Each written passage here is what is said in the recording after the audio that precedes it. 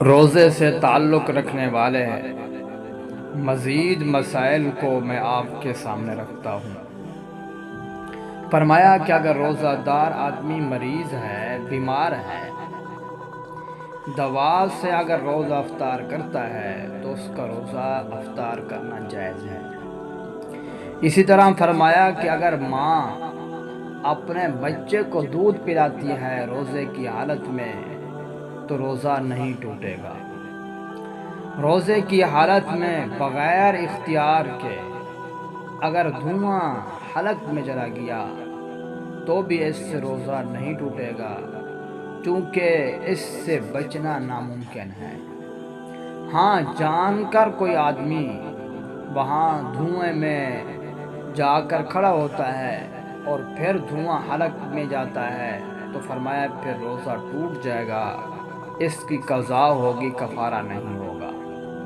اسی طرح ڈال سے شروع ہونے والا مسئلہ ہے، فرمایا کہ ڈیکار کے بعد منہ میں پانی آتا ہے تو اس پانی کے نگل لینے کی وجہ سے بھی روزہ نہیں ٹوٹتا۔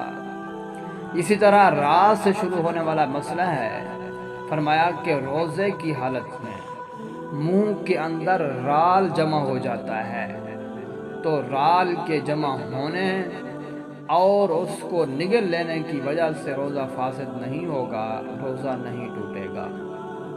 اور ذات سے شروع ہونے والا مسئلہ ہے، فرمایا کہ زبردستی کرنے کی وجہ سے آیا روزہ ٹوٹے گا یا نہیں ٹوٹے گا۔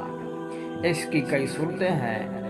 ایک صورت یہ ہے کہ اگر کوئی آدمی کسی کو زبردستی کھانا کھلاتا ہے یا کوئی چیز زبردستی پلا دیتا ہے، فرمایا کہ جس پر زبردستی کی گئی ہے اس کا روزہ ٹوٹ جائے گا، کیونکہ اس نے کھا پی لیا ہے۔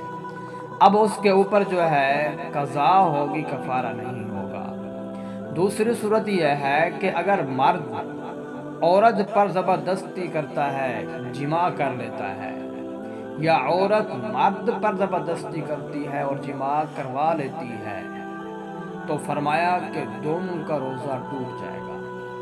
ہاں، یہ ہے کہ جس نے جبر کیا ہے اس کا بھی تو روزہ ٹوٹا ہے تو اس پر قضا بھی ہوگی اور کفارہ بھی ہوگا، اور جس پر جبر کیا گیا ہے، زبردستی کی گئی ہے، اس کا بھی روزہ ٹوٹ گیا ہے، اس لیے قضا کرنی پڑے گی، لیکن اپنے اختیار سے نہیں توڑا تو اس لیے اس پر کفارہ نہیں ہوگا۔